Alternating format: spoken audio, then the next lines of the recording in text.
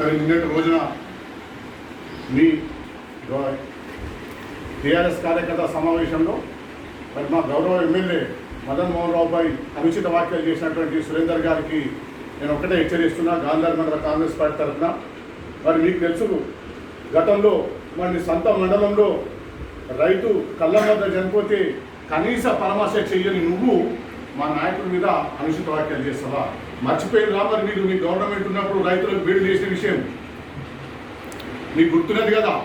రైతు ప్రభుత్వం అని చెప్పుకొని రైతులకు బేడీ చేసిన ఘనత మీదైతే ఈరోజు రైతును ఆదుకొని రైతులకు బోనస్ 500 రూపాయలు, సన్నాలకు 500 బోనస్ ఇచ్చి మరి రైతులను ఆదుకున్న ఘనత మా కాంగ్రెస్ది, మా ముఖ్యమంత్రి, మా ఎమ్మెల్యే గారిని. మరి ఈ విషయాన్ని మరిచి నీ నోటికి వచ్చినట్టు వక్రంగా భాష మాట్లాడుతున్నావు.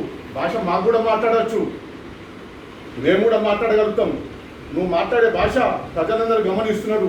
నువ్వు ఒక మాజీ ఎమ్మెల్యే అయి ఉండి ఇటువంటి నీచమైన భాష వాడడం అది సమంజసం కాదు, శ్రేయస్కరం కాదు, నీకు మంచిది కాదు.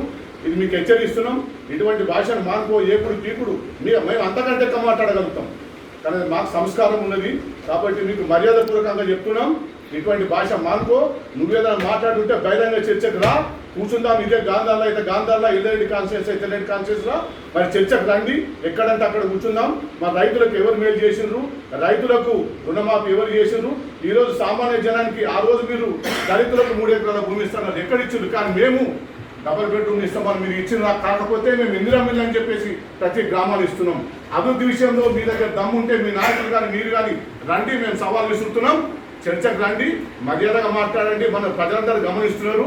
మరి ఖచ్చితంగా రాబోయే రోజుల్లో కూడా ఇంకొకసారి మీ ముఖ్యమంత్రి గారిని, మాజీ ముఖ్యమంత్రి గారిని ఫామ్ హౌస్లో వండబెట్టిండ్రు. ఎందుకు? మీరు చేసిన కథలు అట్టున్నది, మీరు ప్రజలకు చేసిన ద్రోహం అట్టున్నది కాబట్టి మిమ్మల్ని ఫామ్ హౌస్లో వండబెట్టింది, ఇంటికాడ వండబెట్టింది.